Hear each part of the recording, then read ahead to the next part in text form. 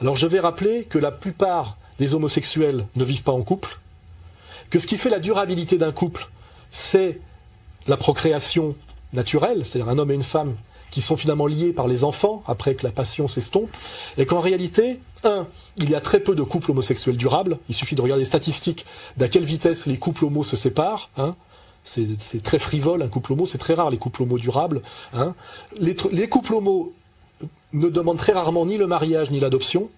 Ce qui fait qu'en réalité, il y a un tout petit lobby qui pousse à la légalisation de l'adoption par des couples homosexuels, qui, à mon avis, n'est pas blanc-bleu, parce que c'est finalement le droit pour des homosexuels d'acheter des enfants de pauvres. On remarque aujourd'hui, c'est pour répondre à un argument d'imbécile, mais qui part d'une bonne foi, c'est il vaut mieux un enfant adopté par un couple homosexuel qu'un enfant abandonné. Alors je vais faire remarquer très précisément, je connais très bien le sujet de l'adoption, très très bien. Je ne vais pas parler de ma vie privée, mais je connais ça très très bien. Il n'y a pas d'enfants à adopter aujourd'hui pour les couples hétérosexuels mariés en âge d'adopter. La liste d'attente en France est de 7 années. 7 années, il n'y a pas d'enfants. Et je vais vous expliquer aussi pourquoi. Parce que les adoptions internationales ont été pratiquement bloquées partout. Pourquoi? Parce qu'avant, l'adoption d'enfants était quelque chose d'humaniste et de gratuit. C'est en train de devenir, avec la généralisation libérale du tout marchandise, un marché et un marché international. C'est-à-dire qu'on bloque les adoptions anciennes pour des raisons de sécurisation des enfants, pour en fait transformer ça en commerce. C'est ce qui est en train de se faire partout. Ce qui fait qu'il est pratiquement impossible d'adopter des enfants aujourd'hui. J'ai essayé moi-même à Madagascar, avec ma femme, on s'est fait escroquer de plusieurs milliers d'euros par des avocats véreux, et les gens qui ont adopté des enfants à Madagascar n'ont jamais eu les enfants. C'est horrible, alors que des enfants, effectivement, meurent dans des orphelinats, etc. etc. C'est-à-dire que l'adoption internationale est bloquée. Pour être en train d'être transformé en commerce, première chose. Deuxièmement, les critères de validation de l'adoption en France sont ultra rigoureux. Il faut avoir un certain âge limite, on vient chez vous, vous passez 10 fois devant un psychologue, c'est un énorme dossier. Normalement, je le dis, des gens comme Johnny Hallyday ne devraient jamais avoir la validation parce qu'ils sont trop vieux, parce que ceci, parce que cela. Ce qui veut dire qu'ils ont des passe-droits. C'est-à-dire qu'ils achètent. On est déjà dans des riches qui achètent des enfants de pauvres. C'est pas de l'adoption française, je dirais d'enfants français adoptés par des enfants français sans système d'argent. Ça existe encore, ça, mais c'est 7 ans d'attente. Et pourquoi? Parce que à cause de la fin du sous-X. Aujourd'hui, accoucher sous X en France, c'est avoir la possibilité de mettre au monde un enfant sans laisser aucune trace de son identité.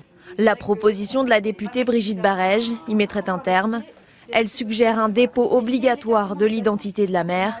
Le secret ne serait maintenu que jusqu'aux 18 ans de l'enfant. Parce qu'aujourd'hui, on est en train d'empêcher les femmes d'accoucher sous X, c'est-à-dire de pouvoir donner leurs enfants à l'adoption. On les pousse à avorter via le planning familial et toutes ces saloperies qui viennent des États-Unis avec une domination communautaire qui est facile à démontrer. Et on pousse les femmes à avorter et on essaye de revenir sur le sous-X. C'est-à-dire de plus en plus, on dit que les enfants des sous-X ont le droit de connaître leurs parents, biologiques. Ce né sous X, synonyme d'anonymat total, est une particularité française unique en Europe et dans le monde. Elle est en contradiction avec la Convention internationale des droits de l'enfant, car l'accès aux origines est un droit élémentaire. Pour la députée, demander l'identité de la mère au moment de l'accouchement permettra de réparer des injustices en donnant à des enfants la possibilité de retrouver leur mère ou inversement. Ce qui est une insulte envers leurs parents putatifs est quelque chose de très dangereux. Et surtout quelque chose de l'ordre de la loi rétroactive, ce qui est le signe d'un écroulement en général d'un état de droit. Donc ce climat global fait qu'il n'y a pas d'enfants à adopter. Donc ne mentons pas, il n'y a déjà pas d'enfants pour les couples mariés hétérosexuels de moins de 40 ans. Donc l'histoire de l'adoption par des couples homosexuels, je le dis face à la caméra très précisément, est en réalité une manipulation du tout petit lobby pédophile qui veut pouvoir impunément acheter des enfants de pauvres et je ne sais pas pourquoi faire avec. Et au nom de la priorité de la défense de l'enfant, il faut se mobiliser pour être contre cette saloperie, qui n'est pas du tout ni la volonté du peuple français, ni de gauche, ni la volonté des homosexuels. Il faut bien le savoir. C'est toujours les agissements de tout petits lobbies qui ont des intentions maléfiques, que ce soit le sionisme ou la pédophilie, on retrouve toujours sur les mêmes manipulations et les mêmes illégitimités statistiques et les mêmes saloperies idéologiques. Voilà.